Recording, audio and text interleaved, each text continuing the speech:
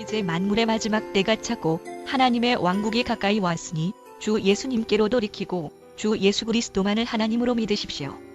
사람이 물과 성령으로 거듭나지 아니하면 하나님의 왕국에 들어갈 수 없다고 예수님께서 말씀했습니다. 베드로는 물은 예수 그리스도의 부활하심으로 말미암아 이제 너희를 구원하는 표니 곧 침례라고 했습니다. 또 베드로는 회개하고 주 예수 그리스도의 이름으로 침례를 받으면 죄들의 사면을 받고 성령을 받는다고 하였습니다. 침례는 예수 그리스도와 연합하는 행위이고 죄의 몸을 멸하는 행위이며 그리스도와 함께 죽고 장사 지내고 다시 태어나는 의식입니다. 예수 그리스도 이름으로 받는 침례는 그리스도로 옷을 입는 행위이며 손으로 하지 않는 할례이며 침례로 그리스도와 함께 일어났다고 했습니다. 사도와 제자들은 성부 성자 성령이라는 타이틀이 아닌 아버지 되시고 아들 되시며 성령 되시는 오직 주 예수의 이름으로만 침례를 베풀었습니다. 사도와 제자들은 단 한 번도 머리에 물을 붓거나 뿌려본 적이 없었습니다. 복음을 듣고 믿는 자들은 그 즉시 주 예수 그리스도의 이름으로 침례를 받았습니다. 오순절날 복음을 들었던 디아스포라들도, 제자 빌립에게 복음을 들은 사마리아인들도, 그리고 이디오피아 내시 간디게도, 다마스쿠스에서 주를 만난 바울도, 제자 아나니아에게, 백부장 고넬료와 그의 식졸들도, 빌립보 자주세 옷감장사 루디아와 그녀의 가족들도, 빌립보 감옥 간수와 그의 가족들도, 마게도니아 지역 회당의 우두머리 칠이자 그리스보와 그의 가족들도, 이미 침례자 요한에게 침례를 받았던 12명의 침례자 요한의 제자들도 복음을 듣고 그 즉시 다시 주 예수 그리스도의 이름으로 침례를 받았습니다. 사도와 제자들은 단 한 번도 6개월 후나 새신자 교육 후에 침례를 베푼 적이 없고 믿는 즉시 예수님의 이름으로 침례를 베풀었습니다.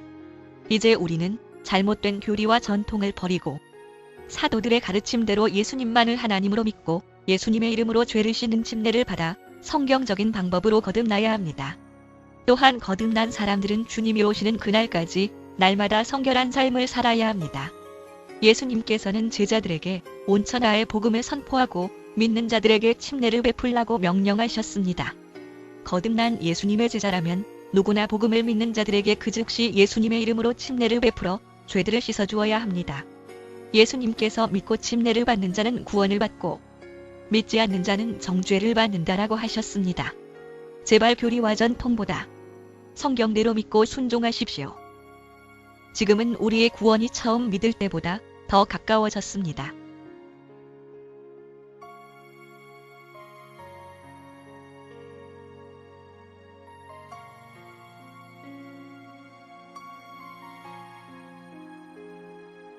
하나님께서 우리에게 주신 말씀은 갈라디아서 4장 8절에서 11절 말씀까지 우리가 함께 보겠습니다. 그럼에도 불구하고 너희가 하나님을 알지 못하던 때 본래 신들이 아닌 것들을 섬겼느니라. 그러나 이제 너희가 하나님을 안 뒤에 혹은 하나님께 알려진 뒤에 어찌 다시 약하고 천한 초등 원리로 돌아가 다시 그것에 속박당하려 하느냐. 너희가 날과 달과 때와 해를 지키니 내가 너희를 위하여 헛되이 수고하였을까 너희로 인해 염려하노라. 아멘. 자리에 앉으시기 바랍니다.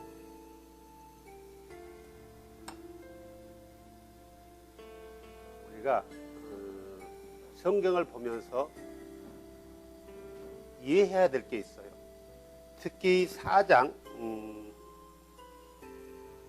4절에 보면 이런 말씀이 있지 않습니까? 그러나 충만한 때 이름에 충만한 때가 이름에 하나님께서 자신의 아들을 보내사. 그러니까 이 말씀을 보면은 이 말씀은 이미 하나님에게 아들이 존재된 거예요. 있는 거예요. 이미 자신의 아들이 존재된 것처럼 보여진다라는 거예요. 그래서 사람들이 거봐라. 하나님에게 아들이 있지 않느냐 그러는 거죠. 그래서 그 아들을 보내사 여자에게 나게 하시고 율법 아래 있게 하셨나니 라고 얘기하고 있습니다. 그래서 이 말씀을 우리가 잘못 이해하면은 굉장히 다른 쪽으로 빠져나가게 돼 있어요. 결국 이 말씀대로 한다면은 우리도 하나님이 되는 거예요. 그 밑에 구절 보면 이렇게 나와 있어요. 5절에 이것은 율법 아래 있는 자들을 구속하시고 우리가 아들로 입양되게 하려 함이라. 우리가 아들로 입양된대요. 그 하나님의. 이미 하나님에게는 아들이 있어요. 그 아들이 누구라고요? 예수래요. 그러면 그로 인해서 우리가 입양돼서 예수와 우리가 형제가 되는 거예요. 성경은 예수를 하나님이라고 한단 말이에요. 그러면 예수도 하나님은 그 형제인 우리도 하나님이 되는 거예요. 예수와 우리가 아들이 되는 거예요. 그분이에요. 이런 의미로 성경을 기록하지 않았다라는 거예요. 하나님의 계획에는 이미 아들의 존재 계획이 있었단 말이에요. 이미 창세 전에. 그래서 창세기에 보면은 여자의 후손을 그래서 그때 얘기하고 있는 거예요.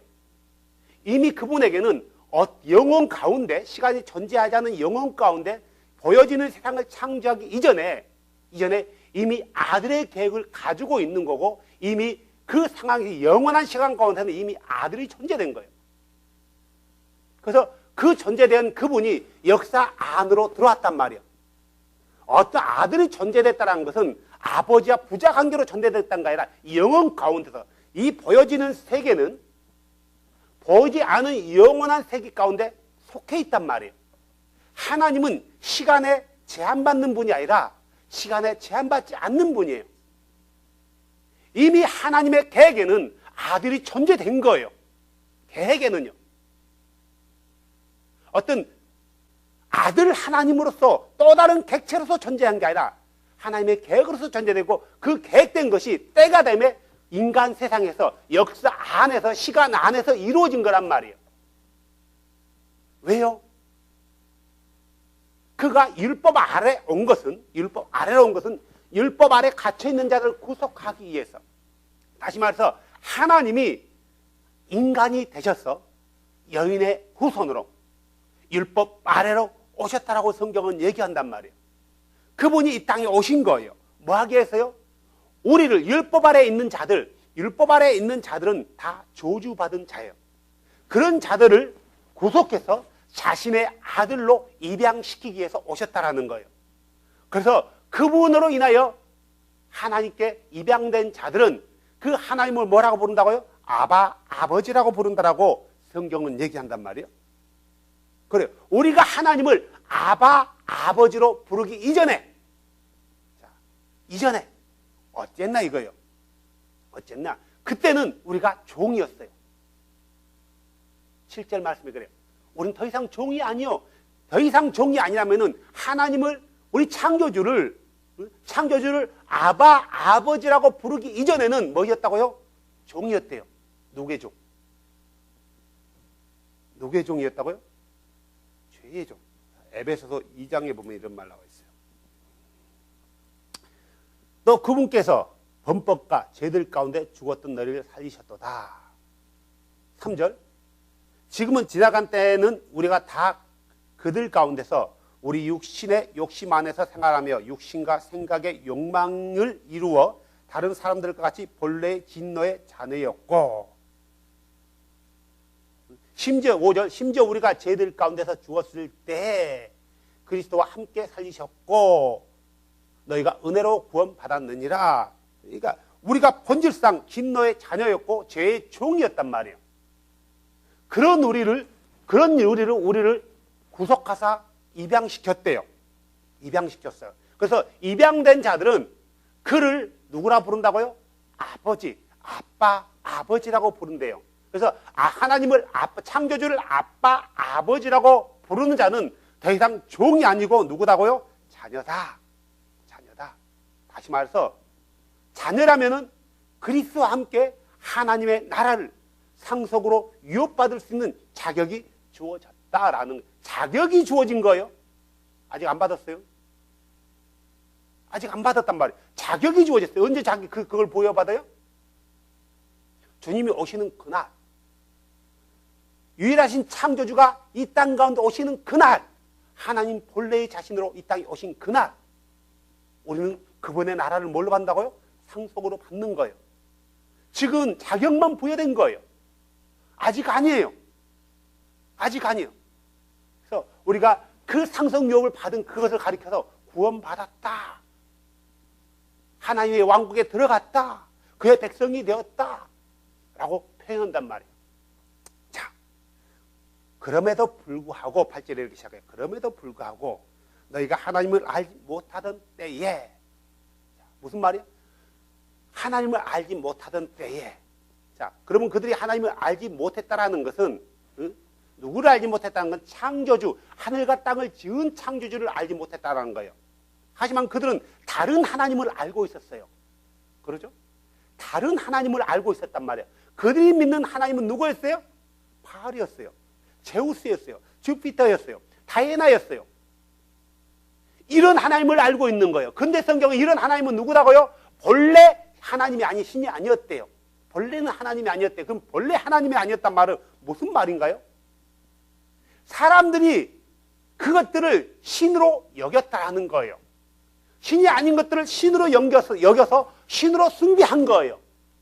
원래는 신으로 숭배받아야 될 분은 누구다고요? 오직 한 분, 창조주 한 분이에요. 그분만이 신으로 숭배를 받아야 되며, 그분만이 영화를 받아야 되며, 그분만이 존귀함을 받아야 되며, 그분만이 찬양을 받아야 되는데, 사람들이 이들이 하나님을 알기 전에, 창조주를 알기 전에 다른 것들을 신으로 여기고, 그 창조주에게 돌려야 될 그 경배와 그 영광과 그 존귀와 그 찬양을 누구에게 돌린 거예요? 신이 아닌 것들에게 돌린 거예요. 그럼에도 불구하고예요. 그럼에도 너희가 본래 신이 아닌 것들을 경배하는 했는데, 그럼에도 불구하고 너희가 하나님을 알지 못하던 때 본래 신들이 아닌 것들을 섬겼느니라. 그럼에도 불구하고. 그 다음에 뭐죠? 그러나 이제 너희가 하나님을 안 뒤에, 자, 혹은 하나님께 알려진 뒤에, 자, 이들이 하나님을, 자, 우리가 갈라디아서라든가 사도 서신을 보면서 우리가 알아야 될 게 있어요. 특히 바울 서신을 보면서 뭘 알아야 되냐면, 자, 이들이 갈라디아 교회 이방 기독교인들이 아예 생판 예수를 하나님을 모르는 자들도 있지만, 처음 갈라디아 교회 이방 교회의 시작은 어떻게 시작됐어요? 어떻게 시작됐어요? 자, 바울이 복음을 전하기 위해서 이방 지역으로 갔어요. 이방 지역으로 가서 제일 먼저 갔던 곳이 어디예요? 예? 유대인들 회당. 다른 데 먼저 들리지 않았어요. 유대인들의 회당에 갔단 말이에요. 기억하세요? 유대인들 회당 갔어요. 거기서 뭐 했어요? 예수가 메시아임을 선포했단 말이에요. 그들은 본래 메시아를 기다리고 있었어요. 근데 그 메시아가 예수라 하니까 반으로 갈라진 거예요. 어떻게 갈라졌어요? 유대인, 유대교인과 이방인, 유대교인이 갈라지게 된 거예요. 유대인, 유대교인들은 그 말에 대해서 무슨 소리야? 우리가 알기로는 예수는 나사렛 목수의 아들이고 그는 이단이야. 그는 절대로 우리 메시아가 될 수 없어. 우리 하나님이 될 수 없어. 라고 했지만 이방인들은 그의 말에 귀를 기울이고 들은 거예요. 그들이 유대교 안으로 들어오기 이전에 뭘 섬겼어요? 그 창조주가 아닌 다른 것들을 섬겼단 말이에요. 다른 것들을 섬긴 거예요. 그들로 인해서 이방 지역에 이방인 기독교가 세워진 거란 말이에요. 이방인에 있는 기독교인들이, 이방 지역의 기독교인들이 처음부터 아무것도 모르면서 세워진 게 아니라 이미 유대교 안에 있을 때 그 창조주에 대해서, 창조주의 말씀에 대해서 배웠단 말이에요. 배웠는데 퀘스천이에요. 퀘스천. 그 퀘스천의 답을 누가 준 거예요? 복음 전도자들, 사도와 제자들이 던져준 거예요. 너희가 생각하는 그 퀘스천이 바로 누구라고요? 예수다. 그래서 그들은 예수에 대해서 귀를 기울이고 예수가 누구냐라고 물었을 때 사도들은 예수에 대해서 설명한 거예요. 그는 구약에 예언된 자다. 그는 아기로 오셨지만 본래는 놀라우신 이고, 본래는 원더풀 카운셀러고, 본래는 그가 누구다고요? 전능하신 하나님이시고, 본래는 그가 용전하신 아버지였다. 그는 평화의 왕이라고 불림을 받을 것이다. 그가 누구다고요? 예수다라고 가르친 거예요. 그래서 그들은 그 창조주가 바로 예수구나 라고 믿고 유대교와 분리되어진 거예요. 그래서 예수를 창조주로 믿는 사람들이 그룹이 만들어진 거예요. 그래서 우리는 그 그룹을 교회라고 불러요. 그 그룹을 교회라고 부르는 거예요.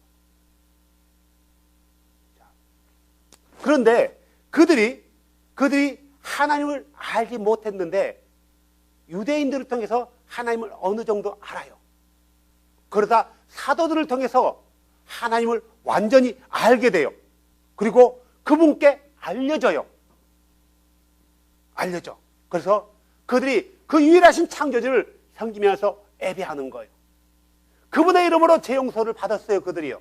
그래서 새롭게 태어난 피조물이 된 거예요. 의문에 쌓여있던 모든 것이 베일이 벗겨진 거예요. 그들은, 유대교인들은 모세의 글을 읽을 때 베일에 가려져 있었어요. 모세의 글에서 말하는 그 선지자가 누구냐? 모세의 글과 선지자의 글과 시편에서 말하는 그 메시아가 누구냐는 것, 언제나 그들에게는 퀘스천이었어요.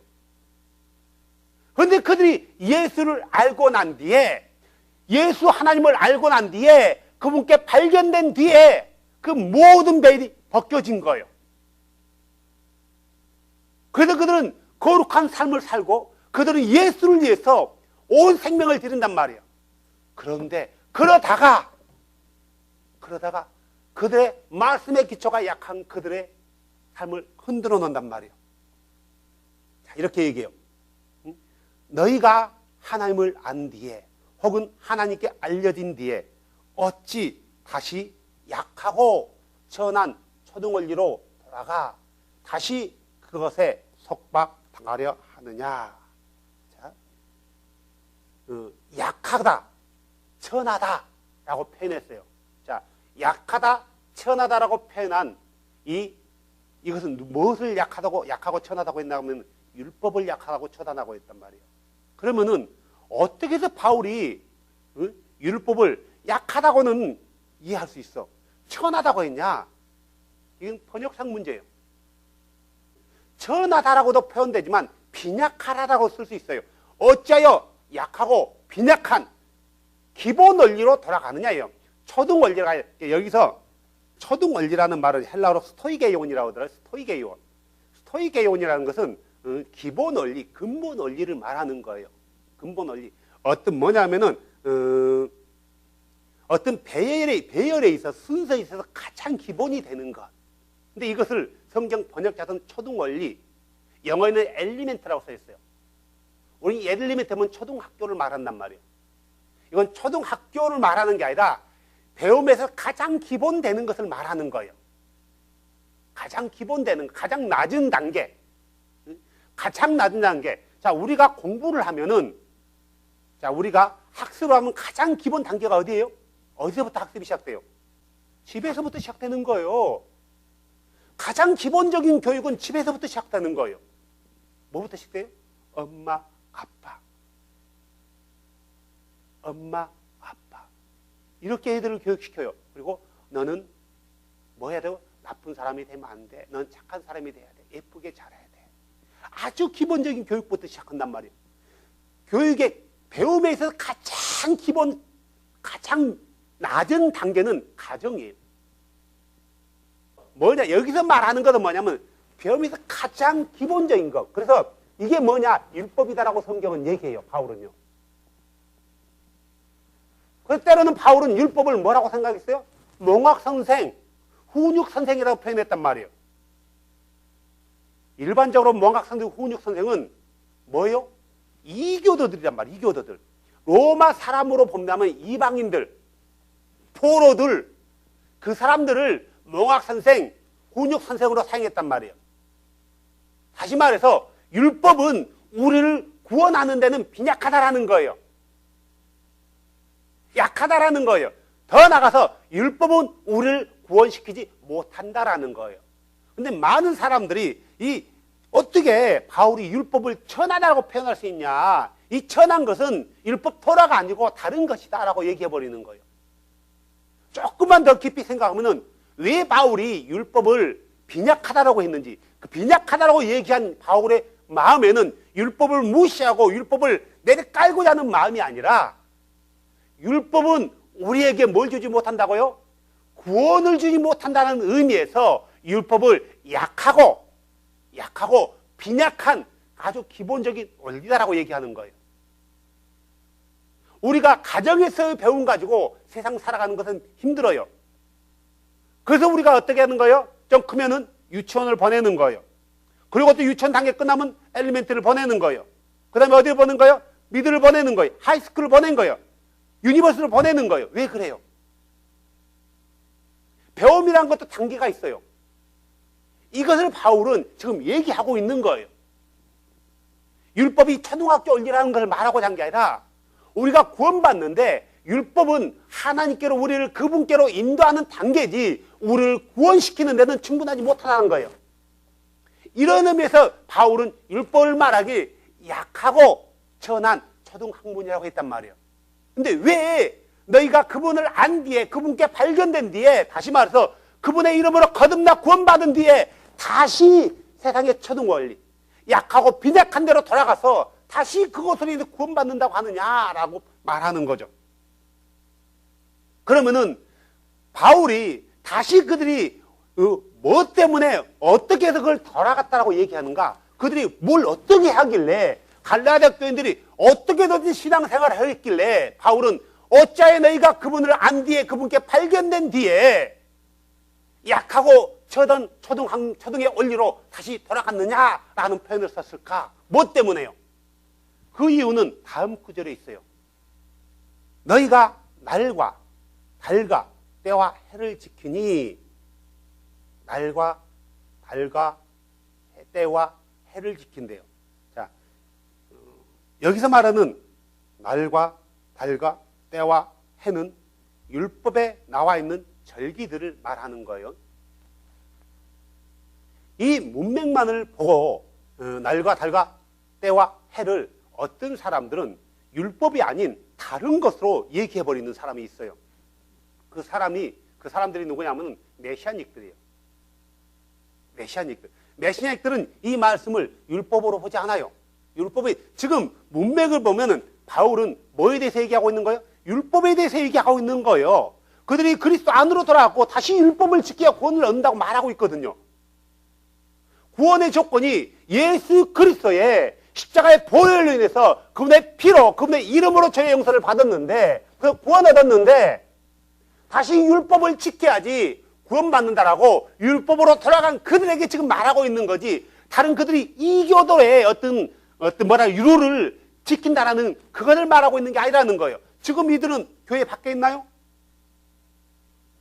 교회 안에 있는 거예요. 이들은 교회 안에 있는 거예요. 누구를 예배하고 있어요, 이들이요? 제우스를 예배하고 있나요? 예수를 예배하고 있단 말이에요, 예수를요. 이들이 누구의 이름을 부르고 있어요? 예수의 이름을 부르고 있는 거예요. 이들이 누구를 섬기고 있어요? 예수를 섬기고 있는 거예요, 지금. 다른 누구를 섬기지 않아요. 어떤 이교대의 교리를 가지고 들어온 게 아니라 유대교에서 말하는 율법을 지켜야 구원을 얻는다라는 그 사상을 그들이 받아들였다는 거예요. 그래서 뭐 한다고요, 그들이요? 날과 때와 달과 해를 지킨대요. 그러면 이들이 날과 달과 때와 해를 안 지켰을까? 안 지켰을까? 지키는 자도 있지만 안 지키는 자도 있었을 거예요. 이들이 안식일도 지켰을 거란 말이에요. 사바도 지켰을 거예요. 그런데 그들이 지키게 된 이유가 바뀌어버린 거예요.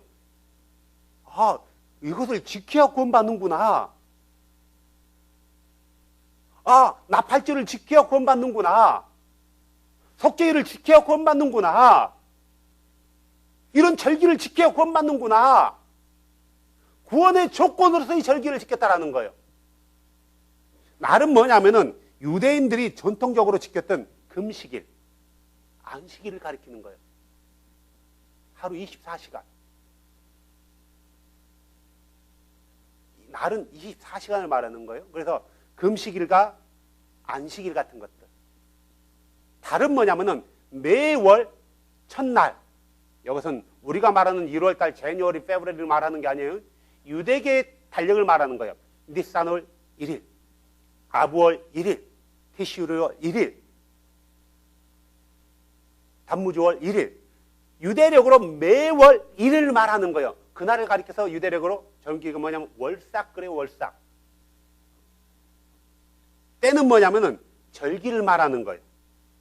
때는 이스라엘에게는 7절기가 있어요. 7절기가 있는데 7절기 중에서 봄절기가 있고 가을절기가 있어요. 봄절기에 제일 먼저 오는 절기가 뭐예요? 그것은 충분은 이교도의 절기고요. 유대력으로 제일 먼저 오는 절기가 뭐예요? 알면서 얘기 안 하는 거죠. 그러니까 6월절. 니산월 며칠이에요? 14일.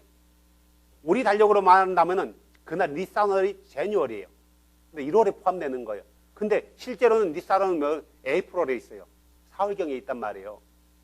4개월 정도가 늦어요. 유대력이. 그 다음에 오는 절기가 뭐예요? 무교절. 니산월 15일부터 시작되는 거예요. 14일은 6월절. 15일은 무교절 시작한 날. 무교빵은 니산월 14일부터 먹는 거예요. 그래서 성경은 무교빵을 먹던 때라고 표현해요. 6월절을. 6월절부터 무교 누룩 없는 빵을 먹는단 말이에요. 하지만 무교절은 언제부터 15일부터 시작돼요. 근데 무교절이 예를 들어서 우리 달력으로 보면은 월요일 날에 있다. 그러면은 무교절 중간에 반드시 뭐가 있어요? 아니요. 안식일이 있단 말이에요. 무교절은 며칠간 지내는 거예요? 7일, 세븐데이. 근데 반드시 한 번은 뭐가 끼어요? 안식일이 끼어요. 그래서 무교절 기간 중에 안식일이 오면은 그 안식일 다음 날이 무슨 날이에요? 초실절. 한 해 최초로 곡식을 드리는 날. 초실절. 그리고 나서 6월절 다음에 50일이 지나면은 무슨 절기가 있어요? 50일이 지나면 50일. 오순절. 이것을 실칠절이라고도 하고 맥추절이라고도 해요. 6월절, 무교절, 초실절, 오순절은 봄절기에 가는 거예요. 봄에. 그 다음에 9월달로 오면 우리 달력은 9월달로 오고 유대력은 티슈리얼이에요. 티슈리얼. 발음이 좀 이상하지만 티슈리얼로 오면은 제일 먼저 있는 절기가 나팔절.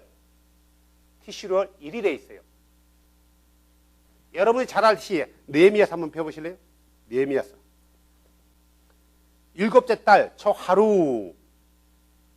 7째 달 초하루. 우리는 그냥 이 7째 달 초하루 넘어가잖아요. 7째 달은 유대력으로 티슈르를 말하는 거예요. 초하루는 1일을 말하는 거예요. 이날이 무슨 날이냐? 나팔절이에요. 무슨 말이냐면은 느헤미야에 의해서 52일 만에 예루살렘 성벽이 재건돼요.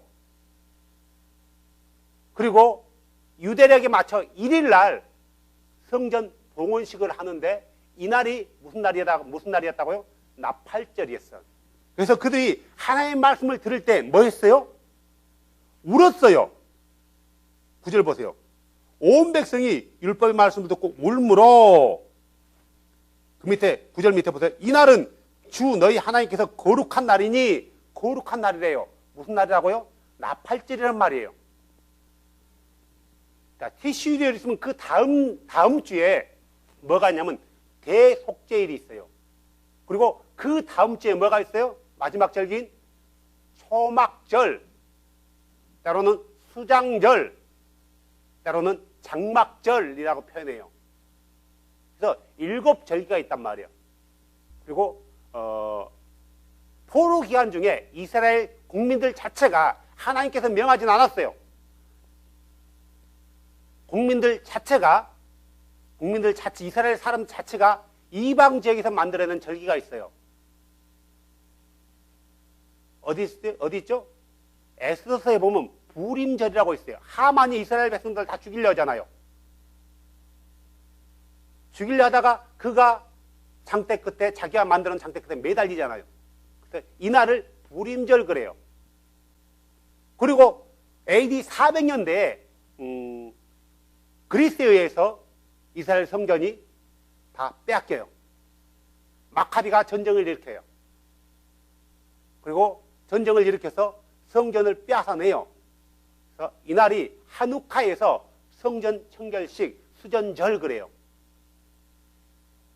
물론 부림절과 수전절은 주께서 지키라고 명한 것은 아니었어요. 근데 그들이 그날을 기억하면서 주께 영광 돌린 거예요. 이 부림절과 수전절은 이스라엘의 7절기로 들어가지 않아요. 자, 이스라엘 7절기가 뭐 있다고요? 첫 번째 절기, 유월절, 그 다음 절기, 무교절, 그 다음 절기, 초실절, 그 다음 절기, 오순절. 이게 무슨 절기라고요? 봄절기예요. 그 다음에 가을절기에 첫 번째 오는 게 뭐예요? 나팔절. 그 다음에요? 대속절. 그 다음에요? 장막절, 수장절, 초막절. 그리고 이스라엘 국민들 자체가 만드는 절기가 두 절기가 뭐라고요? 첫 번째가요? 부림절, 그 다음에 수전절. 그런데 무슨 말이냐면은 이 사람들이 유월절, 오순절, 장막절, 또 무교절, 초실절, 나팔절, 대속제일 이런 것들을 구원의 조건으로 지켜버린 거예요. 바울은 그렇게 가르치지 않았어요. 사도들은 유월절만 되면은 뭐 했냐면은 예수 그리스도의 죽으심과 부활하심을 기념하는 만찬을 거행했단 말이에요. 물론 모일 때, 안식구 첫날 모일 때도 그들이 만찬을 했지만 이날은 특별한 날이었어요. 그 전에 예수 그리스도가 오기 이전 방식으로 유월절을 지킨 게 아니라 예수 그리스도가 오신 이후에 다락방에서 지켰던 그 만찬을 기억하면서 그런 방법으로 유월절을 지켰단 말이에요. 유월절을 지키면은 반드시 무교절이 있게 돼 있어요. 그들은 그냥 그 그리스도를 기억하면서 오신 메시아의 어떤 이루어진 절기에 대해서 기억하면서 그걸 지켰지 구원의 조건으로 내세우면서 지키지 않았다라는 거예요. 그런데 그들은 이 유대교인들과 유대교인이었지만 그들이 기독교로 개종한 어떤 바리새파에 속한 사람들과 갈라디아 이방 교인들과의 문제가 생긴 거예요. 뭐냐면은 성경을 논하다 보니까 이방 기독교인들이 지키는 절기의 의미와 그들이 지키는 절기의 의미가 다른 거예요. 그들은 구원의 조건으로서의 절기를 지키고 있는데 이들은 구원의 조건이 아닌 거예요. 그래서 문제가 되는 거예요.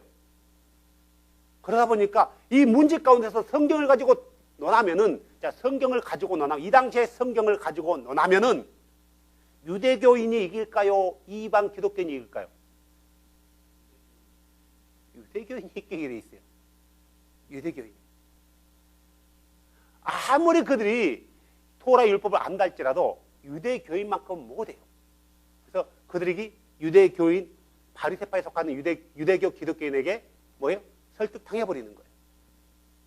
바울은 이렇게 얘기하고 있어요.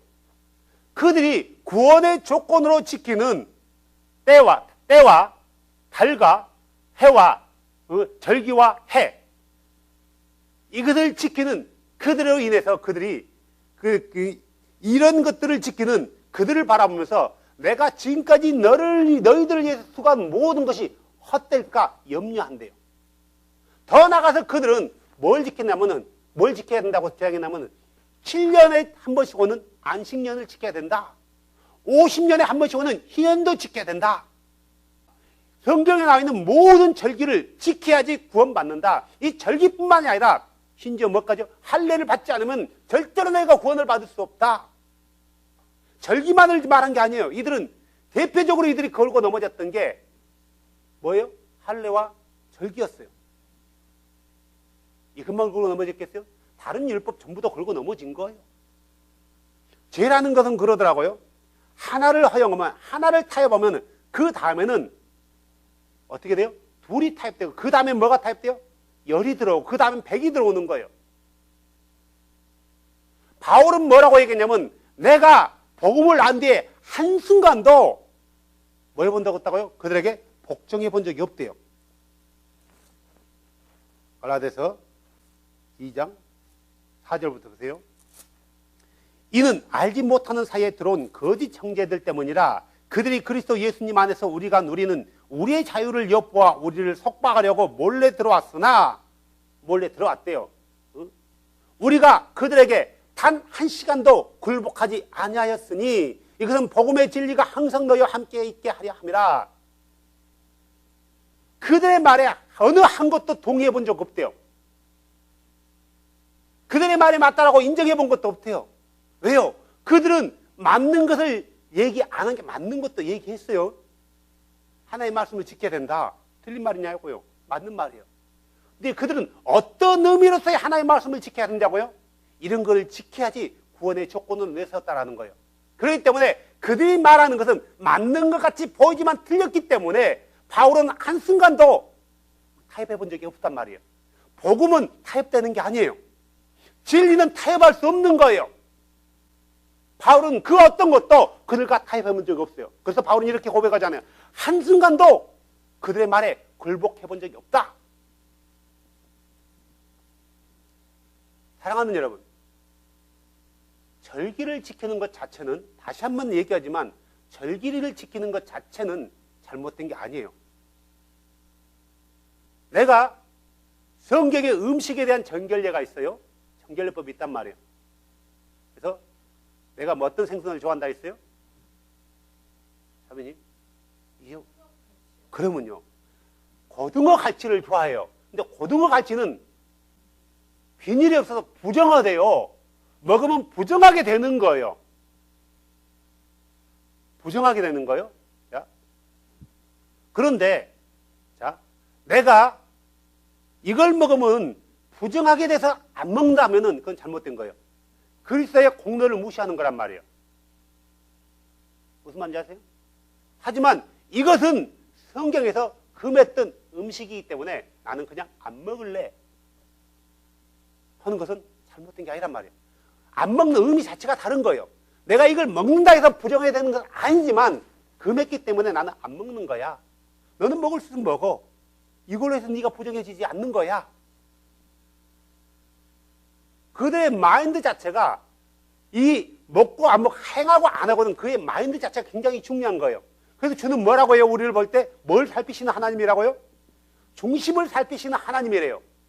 내가 어떤 눈으로서 이 음식을 먹는지 안 먹는지, 내가 어떤 눈으로서 이 절기를 지키는지 안 지키는지, 이 음식을 먹지 않는 이유는 내가 부정하지 않게 해서 안 먹는다라고 생각하면서 안 먹는 사람은 그 음식을 먹는 사람을 보고 어떻게 해요? 너는 어떻게 됐다고요? 부정하게 됐다라고 정죄하게 되는 거예요. 안식일을 지키는 사람은, 안식일을 목숨 걸고 지키는 사람은 안식일을 안 지키는 사람을 보고 뭘 하는 거예요? 너는 구원받지 못한 백성이다. 유월절을 지키는 사람은 유월절을 안 지키는 사람을 보고 뭐래요? 너는 주의 절기를 안 지키는 자다. 정죄하는 거예요. 대부분 보세요. 지금까지 있는 사람들을 보시면 여러분 금방 이해할 거예요. 안식교 사람들 뭘 강조해요? 안식일을 강조해요. 자, 안식교에서는 안식일을 강조해요. 그래서 안식일을 안 지키고 썬데이에 예배하는 사람들을 가르쳐 뭐라고 하는지 아세요? 로마 캐톨릭으로부터 짐승의 표를 받은 사람들이다. 결국 짐승의 표를 받는 사람은 어떻게 되는 거예요? 구원받지 못하는 거예요. 정죄하고 있는 거예요. 다시 말해서 안식일 이꼬르 구원으로 바꿔버린 거예요. 자, 안상홍이 이단은 유월절을 지켜 안 지켜요? 지키고 있어요. 그러면 그들은 유월절을 안 지키는 개신교인들을 향해서 뭐라고 해요? 주의 절기를 무시하는 자래요. 지옥 간대요. 이런 사람 두 개 공통을 가지고 있는 단체가 있어요. 이들은 메시아닉이에요. 안식일을 안 지키는 자들, 유월절을 안 지키는 자들, 주의 절기를 안 지키는 자들을 지옥 갈 자식이래요. 지옥 갈 목사들이래요. 지옥의 백성들이래요. 지금 그들은 갈라디아 교회들에 몰래 들어온 형제들처럼, 거짓 형제들처럼 자기가 지키고 있는 것은 이유가 구원받기 위해서 지키는 거기 때문에 이걸 안 지키는 사람들을 구원받지 못한 백성이라고 이미 단정해버리는 거예요. 그래서 그들을 정죄하고 있는 거예요. 지금 메시아닉들이 말하고 있는 게 바로 그거란 말이에요. 다시 한번 얘기하지만 그들은 말하고 있는 게, 주장하는 게 가장 핵심이 이거예요. 토라 회복이에요. 토라 회복. 그들이 말한 토라 회복은 안식일을 회복하자, 절기를 지키자예요. 토라 회복의 가장 기본이 뭐다고요? 토라 회복의 가장 1계명이 뭐냐고요? 나 외에는 다른 신이 없다! 왜 그거 외치지 않아요? 한국에 내가 아는 메시아닉 형제 가운데 우리와 똑같은 믿음을 가진 형제가 있어요. 다 그런 거 아니에요, 메시아닉이요? 우리의 토라 회복은 우리 주가 한 분인 것이 먼저 회복돼야 된다라고 그 형제는 누누이 그 모임에 가서 외쳐요. 다시는 그런 얘기 하지 마. 논쟁거리 만들지 마. 이게 무슨 메시아닉이냐고요. 진짜 초대교회 메시아닉들은 그러지 않았어요. 오직 그분이 한 분이고 그분이 예수라고 믿었지. 언제 안식일을 지켜야, 언제 절기를 지키라고 가르쳤냐고요. 초대교회 메시아닉들은 회개하고 거듭나라고 가르쳤단 말이에요. 왜 입술로는 메시아닉이라고 하면서, 메시아를 믿는 사람이라고 하면서 진짜 그 메시아닉들이 해야 될 걸 하나도 않고 엉뚱한 것을 주장하냐고요. 그들이 절기를 지키자, 안식일을 지키자라고 해서 잘못된 것은 아니란 말이에요. 할 수만 있으면 하면 돼요. 이것을 하지 않으면은 구원받지 못한다라고 가르치고 있는 거예요. 더 나가서 왜 우리 하나님이 한 분인데 그분이 예수라고 가르치지 않냐고요. 스가랴서 13장 1절에 뭐라고 나왔어요? 그날에 다윗의 집과 예루살렘에서 죄를 씻는 샘이 흘러넘친대요. 왜 그들은 초대교회 사도들이 행했던 예수 그리스도의 이름으로 제3의 침례를 베푸지 않냐고요. 왜 가르치지 않냐고요. 아주 중요하고 아주 기본적인 것은 하지 않아요. 사랑하는 여러분, 지금 똑같은 갈라디아 교회, 소아시아 지역에 있었던 똑같은 일들이 지금 이 시대에 벌어지고 있다니까요. 다시 말하세요. 아무리 그들이 토라를 외치고 토라 회복을 말한다 할지라도 그들의 신관, 우리 주가 한 분인 것을 믿지 않고 그분이 예수라는 걸 믿지 않는다면은 그는 누가 될 수 있다고요? 거짓 형제가 될 수 있는 거예요. 그분의 이름을 재용삼에 대해서 선포하지 않는다면은 그는 거짓 형제가 될 수 있는 거예요. 많은 사람들을 다른 길로 인도하는 거예요. 내 주를 몰라. 내 주를 몰라요. 그런데 그가 안식일 지켜. 그가 유월절 지켜. 그가 월삭을 지켜요. 그가 무교절을 지켜요. 그가 초실절을 지켜요. 나팔절, 대속제일, 초막절 다 지켜요. 근데 그가 주를 몰라.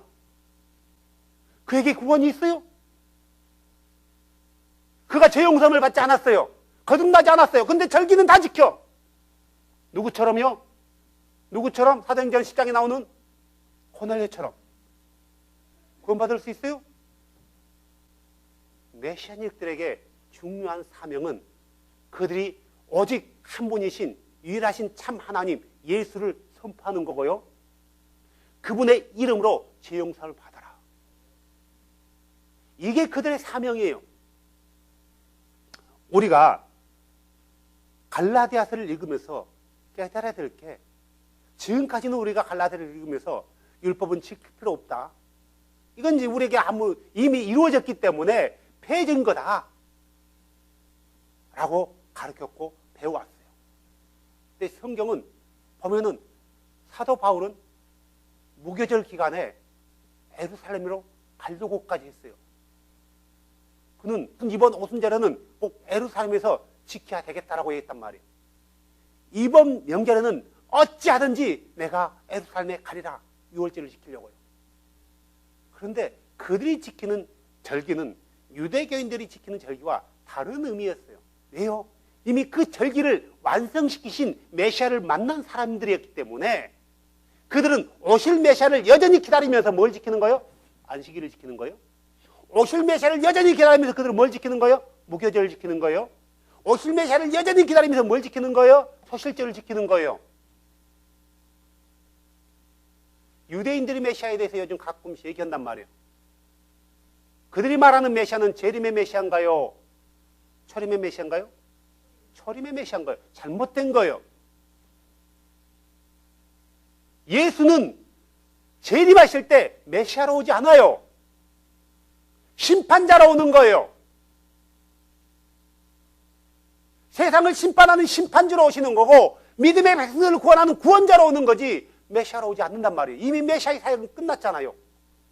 하나님의 어린 양의 사역은 끝났잖아요.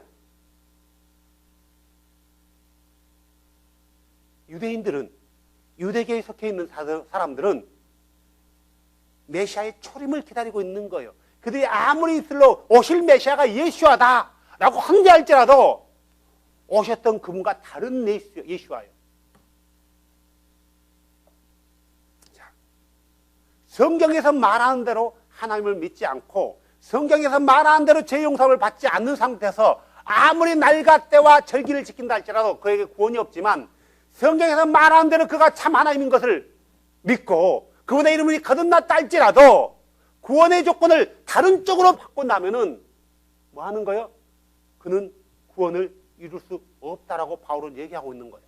내가 지금까지 너희를 위해서 뭐 때문에 이렇게 수고했냐 이거예요. 바울이 수고한 이유가 뭐예요? 바울이 돌에 맞은 이유가 뭐냐고요? 바울이 배를 타고 가다 난파된 이유가 뭐예요? 바울이 동족들에게 몽둥이 맞은 이유가 뭐냐고요? 이교주들에게 맞은 이유가 뭐냐고요? 헐벗은 이유가 뭐예요? 왜 그랬어요? 바울이 그렇게 된 이유가 뭐예요? 그게 좋아서요? 즐거워해서요? No.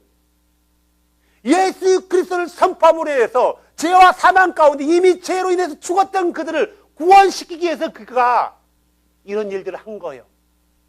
굶주리기도 했고, 헐벗기도 했고, 못 먹고, 못 자고, 몽둥이로 맞고, 몇 번 맞아서 3번씩이나 맞고, 죽음에 이르기까지 가고, 배 타고 가다 난파당하고, 동물로부터 공격을 받고, 유대인으로부터, 동족으로부터 핍박을 당하고, 이교도로부터 매를 맞고, 그들의 구원 때문에 그랬는데 그들이 그 구원에서 벗어나가 버린 거예요. 내가 이것 때문에 지금까지 이런 많은 고난을 겪었는데 그럼 내 수고한 게 뭐가 되냐 이거예요. 너희들이 구원의 조건으로서 이걸 지키는데 그럼 내가 너희를 위해서 수고하는 게 뭐가 되냐 이거예요. 뭐가 되냐. 내가 너희를 위해서 수고하는 것이 헛된 것이 되는 거 아니냐 이거예요. 당연한 거죠. 입장을 바꿔놓고 생각해봐요. 입장을 바꿔놓고. 나도 마찬가지고 여러분들도 복음을 전하다 보면 예수를 전해요. 그래서 그가 예수 안에 들어왔는데 잘 믿다가 예수가 한 분인가 보다, 그분이 하나님인가 보다 했는데 어느 날 갑자기 그가 아닌 게벼. 그 한 사람을 촌도하려고 정말 수고했어요. 땀도 흘렸고 수모도 받았고 때로는 몽둥이로 맞기까지 했어. 잘 믿다가 그가 어느 한순간 이게 아닌 게벼 하고 돌아갔다고 생각해봐요. 얼마나 여러분의 마음에 허탈감이 있는지 아세요? 어떻게 그를 낳았는데요? 해산하는 수고를 가지고 낳지 않습니까? 근데 그가 한순간 돌아가요. 그러면 여러분도 이렇게 고백할 거예요. 내가 너를 위하여 수고한 것이, 너를 위하여 수고했던 것이 헛될까 염려한다. 다시 돌아가라. 바울은 갈라디아 교인들을 정죄하는 게 아니에요. 다시 진리 안으로 돌아와라. 참복음 안으로 돌아와라. 복음은 타협된 게 아니다. 타협할 수 없는 거다. 구원은 오직 예수 그리스도를 믿고 그분의 이름으로 죄용산 받는 자들이 받는 것이고, 죄용산 받는 사람들은 거룩히 사는 거다. 우리는 하나님의 말씀을 보면서 그 말씀이 우리에게 뭘 요구하는지, 그 말씀이 우리에게 뭘 원하는지를 우리는 알아야 될 거예요. 그것을 알지 못한다면 우리는 갈라디아 교인들이 했던 똑같은 일을 반복할 수 있다는 거예요. 아니, 이미 반복하고 있어요. 많은 교회들이 반복하고 있다는 거예요.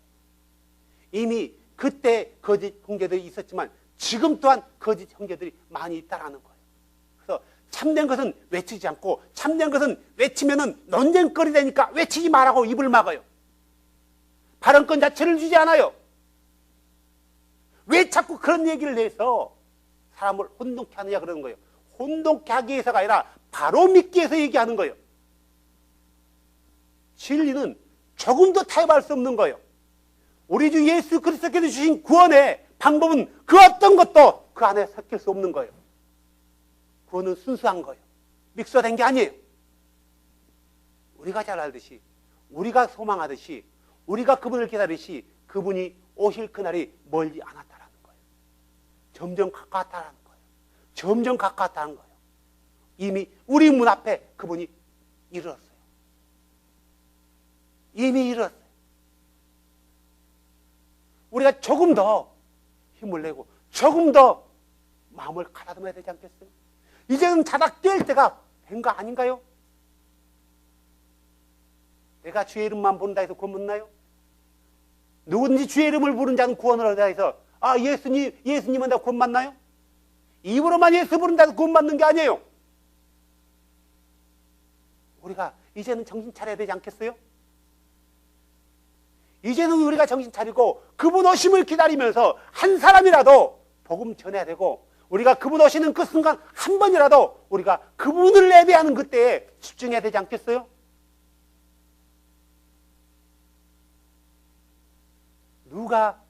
누구를 그분이 올 때 불러요? 어떤 사람을 그분이 올 때 부르냐고요? 안식일 지키는 사람이요? 이걸 지켜야 구원 얻는다니까 이런 사람을 부르신다고요? 이 유월절을 지키기 때문에 지켜야만 구원 얻는다고 믿는 그 사람을 부를까요? 나팔절을 지켜야지 구원 얻는다고 믿는 그들을 지킬까요? 아니면은 유일하신 참 하나님을 믿고 그분의 이름으로 거듭나서 날마다 그분 안에서 거룩한 삶을 사는 그를 부를까요? 날마다 그분 앞에 깨어서 성령 안에서 진리로 예배하는 자를 부를까요? 그분을 믿지만 그분의 예배를 무시하는 자를 부를까요? 그분은 잘 믿지만 그분을 두려워하지 않는 자를 부를까요? 누구를 불러요? 누구를 부르냐고요? 그분의 이름을 알고 그분을 두려워하는 자들, 그분을 사랑하는 자들, 그분의 명령을 지키는 자들. 우리는 그날, 그때에 모든 것이 판가름이 날 거예요. 이 자리에 앉아있는다 해서 우리가 구원받는 게 아니에요. 이 자리에 앉아있지만, 이 자리에 서있지만 내가 내 주를 두려워하지 않는다면 주님은 그 오시는 그날 어떻게 돼요? 나는 너를 알지 못한다 할 수 있어요. 구원받는 사람은 많다고 적다고요? 형제님, 구원받는 사람이 많아요? 적어요? 아주 적어요. 형제님도 그 안에서 열애될 수 있다는 거예요. 나도 마찬가지예요. 그래서 주는 깨어있으라고 말하는 거예요. 이제는 자다가 깰 때래요. 우리가 바른 진리 안에서 바른 것을 믿어야 되고 바르게 행해야 되는 거예요. 그리고 바른 것을 가르쳐야 되는 거예요. 바르게 살아야 되는 거예요. 주는 그런 자를 구원시키러 다시 오실 거란 말이에요. 안식일을 지켜 구원을 얻는다라는 그들을 구원시켜서 오는 게 아니라 오직 그분만을 유일하신 참 하나님으로 믿는 자들, 그래서 그분의 이름으로 죄용삼을 받는 자들, 그래서 그분의 이름을 전하는 사람들, 그분의 이름 때문에 고난을 당하는 사람들, 그분의 이름으로 인하여 거룩한 삶을 살아가는 사람들, 그런 사람들을 다시 부르기 위해서 이 땅에 오실 거란 말이에요. 그때 우리 형제님이, 우리 자매님이, 그리고 나와 우리의 자녀들이 그 앞에 설 수 있는 그런 은혜가 있기를 주의 이름으로 축복합니다. 기도합시다. 만왕의 왕이신 예수님, 홀로 찬양을 받으시기에 유일하신 예수님, 당신은 영광과 존귀와 찬양을 받으시기에 합당하신 창조주 하나님이십니다. 용존하신 아버지이십니다. 주 예수님, 이제 당신이 당신의 이름을 아는 당신의 백성들, 당신의 이름으로 죄용삼을 받은 당신의 백성들, 당신의 이름 때문에 고난과 수고를 때로는 기뻐하는 당신의 종들, 당신의 이름 때문에 참아야 하는, 참고 살았던 당신의 백성들, 바로 그들을 위해서 다시 오실 텐데, 주 예수님, 주님이 오시는 그날까지 우리의 구원이 흔들리지 않게 하여 주시옵소서. 우리의 구원의 조건을 그 어떤 것으로 체인지하지 않게 하시옵소서. 나에게 구원을 주신 그 하나님이 바뀌지 않게 하여 주시옵소서. 그분이 정해놓은 그 길이 왜곡되지 않게 하여 주시옵소서. 어떠한 일에도 복음 앞에 타협되지 않게 하여 주시옵소서. 주님, 주님이 이 땅에 오실 때 세상을 심판하실 텐데, 주님, 우리는 심판대 앞에 서는 게 아니라 주님의 은혜의 자리 앞에, 하늘왕국의 잔치 앞에 설 수 있는 그런 은혜를 우리에게 허락하시옵소서. 한 번 드려지는 예배가 우리의 생명을 다하는 예배가 되게 하여 주시옵소서. 주를 따르는 것이 그 어떤 것으로도 바꾸지 않게 하여 주시옵소서. 왕이신 예수님, 당신의 이름만을 증거하며 당신의 이름만을 믿고 당신의 이름만을 외치기를 원합니다. 오 능력의 예수님, 당신의 존귀한 이름이 우리 이스를 통해서 당신이 오시기 전에 사람들 앞에 선포되어지게 하시옵소서.